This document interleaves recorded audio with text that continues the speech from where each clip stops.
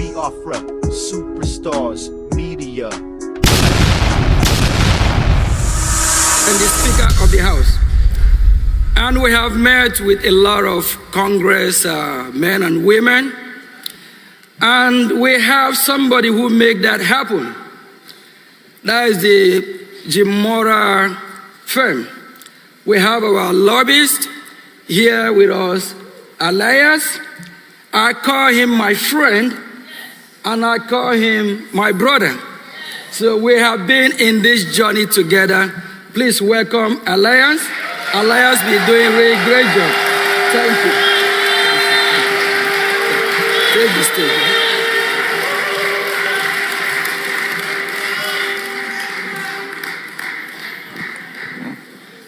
Thank you for that very generous introduction from the Minister of Finance. Please give him a round of applause for his tireless dedication to the government, and I appreciate his tremendous support. I also want to provide thanks to the Supreme Leader, Mazi Nnamdi Kanu, to the Prime Minister, His Excellency Simon Ekpa, to the Chief of Staff, Dr. ORABUEZE, and all of the honorable cabinet ministers we have here today, to all the dignitaries, and most importantly to the people Biafra. Thank you.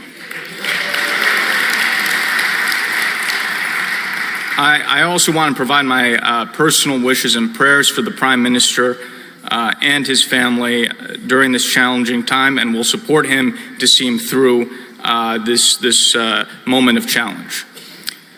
I also want to pass along the regards of my colleague, former Congressman Jim Moran, who wanted to come but could not do so due to some personal obligations. I just want to speak extemporaneously for a moment. I didn't write my speech, but I just want to make some comments about how I got involved in this wonderful movement, in the struggle, because I do think, looking back retroactively, I think there was a divine providence that brought me into this. So it was very interesting. I've known about Biafra for some years. I knew about the indigenous people, Biafra, the IPOB, was not involved. One day, by a complete accident, online, when doing some research, I came across this Biafra Republic Government Exile website, and I was very surprised. I thought to myself, when did a Biafra government come into being? So I clicked on the website, I looked through it, I became more and more interested, and then I came across a profile of Simon Ekpa, and I thought, who is this Prime Minister Ekpa? And yeah.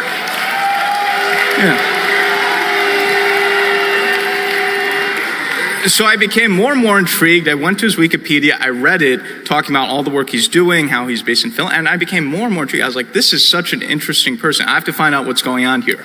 So I sent an email to the general email of the Biafra Republic Government Exile website, just saying that I was interested in learning more about the organization, because I was genuinely curious. This seemed very fascinating to me. And I received back an email personally from the Prime Minister saying he wanted to speak with me. So we spoke for the first time, and I was immediately impressed. I saw how brilliant he was.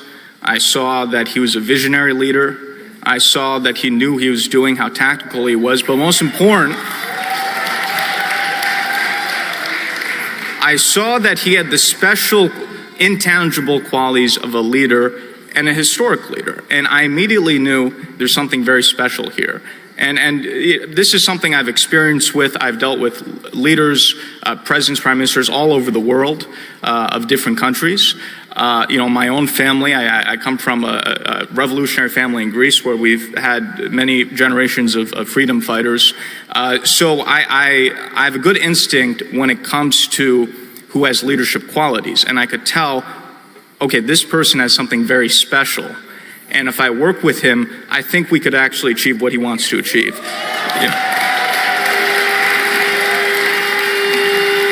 Yes.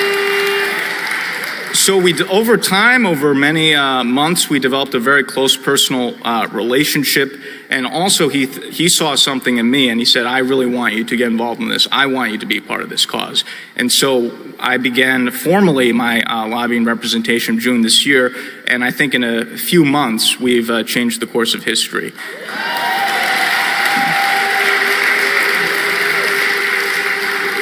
So I think there are larger forces at play, and I'm very glad that divine providence has brought me into this and will see us through this and to the goal that we want to achieve.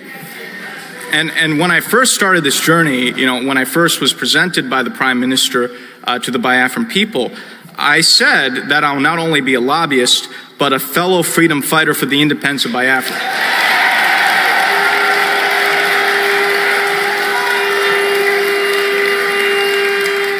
And today I greet you as victorious independence fighters, because that's what you are. Yeah, my friends, this occasion is an illustrious one that will forever be in our hearts and will be passed along to future posterity as a seminal moment in our great struggle for freedom. The independence of Biafra will not only be a symbol of hope for the continent of Africa, but the entire world. Biafra will be a symbol of pride.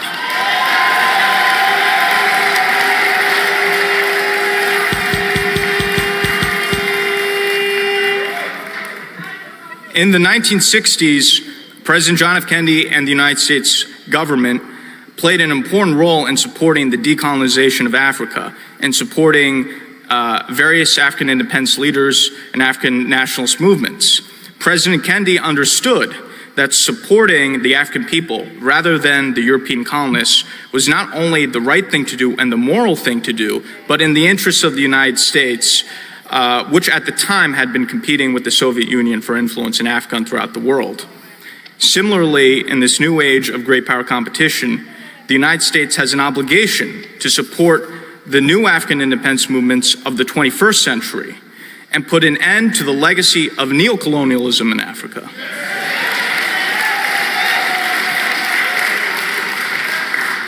And Nigeria is one of the worst examples of neocolonialism, a failed British project.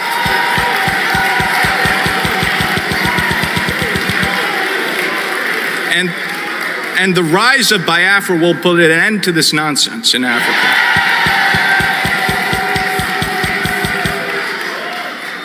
As the Biafran government lobbyist in Washington, D.C., I've taken the Biafran message, or we could even say the Biafran gospel, to the highest levels.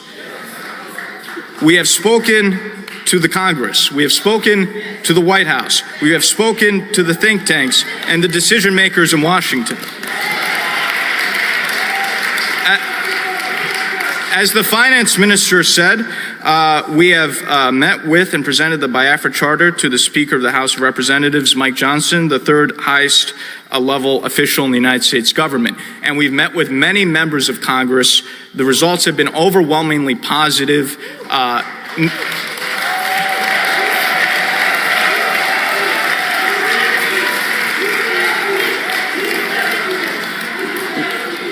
We have received overwhelming support. We've already received many commitments. Not a single member of Congress or U.S. official that I've met with have expressed any support for Nigeria. So we're on the right track, and we're in a very good position as we move into the future. At this convention, we will have speakers from the most prestigious think tanks in Washington, D.C., including the Cato Institute, the American Enterprise Institute, and In Defense of Christians.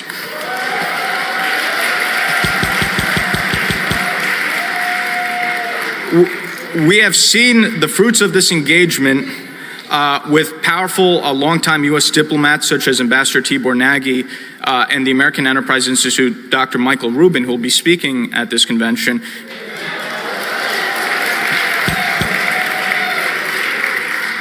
Highlighting the plight of the Prime Minister's attention, even critiquing Finland for what's happening, which is very significant. And in fact, there are articles in the news recently talking about the shock that people have about U.S. officials supporting the Prime Minister during the current detention. So this shows you the impact of what we're doing. In the next upcoming U.S. presidential administration, I believe there will be a number of independent African states or emerging African states which will be which will have their independence recognized.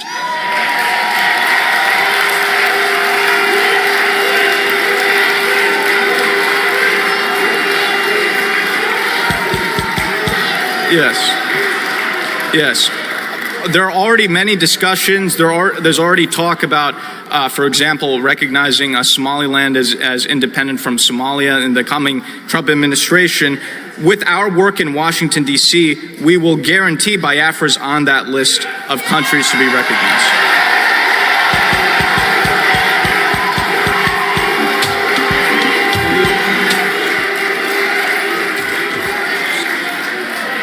We will achieve U.S. recognition of Biafra. We're already very close. We're not far away. And once we have that recognition, it will be very easy to get UN recognition, other recognition, as I've said before, where the U.S. leads, others follow. So we will get there.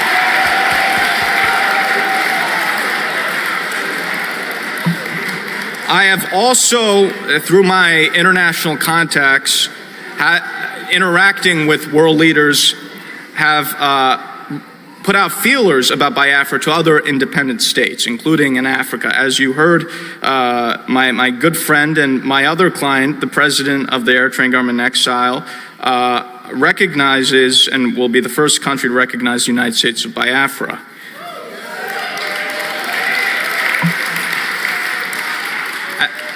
As President Badarai noted, while Eritrea gained independence from Ethiopia in 1991, the people of Eritrea have been under a brutal dictatorship since that time and have not had their freedom. And President Badarai wants to bring freedom and democracy to his people, and it's been an honor to represent his cause in Washington, and he is very strongly supported by our government over the current dictatorship in Eritrea. So his recognition of Biafra is very significant.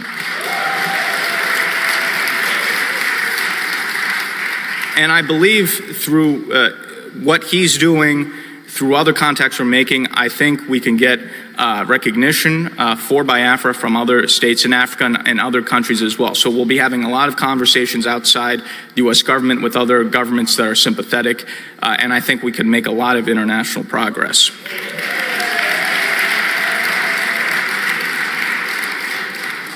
Biafra's struggle for independence is a sublime one in which the lands of its indigenous people can finally take control of their own destiny.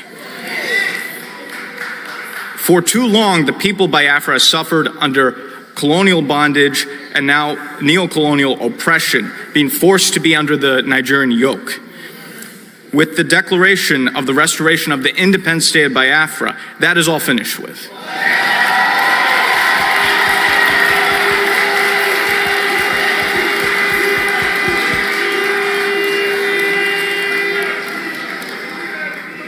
Let us strive to create a new nation which will serve its people and be an example to the world.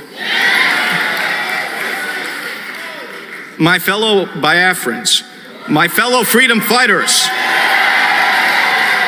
long live independence, long live an independent and sovereign Biafra. Thank you.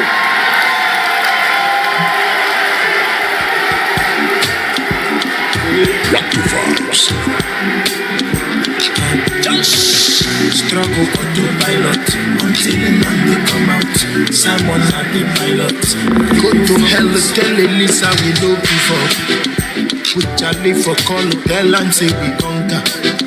In our destiny, we want to save Africa. Freedom and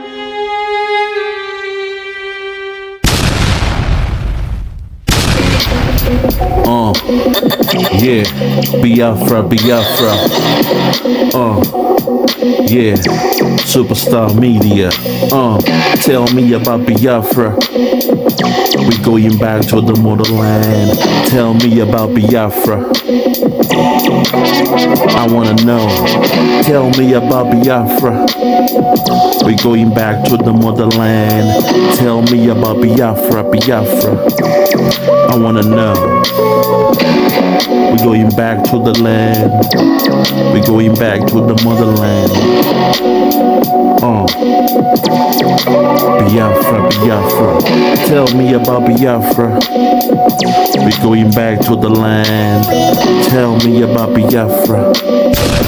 We going back to the motherland. Tell me about Biafra, Biafra. Tell me about Biafra. We going back to the land.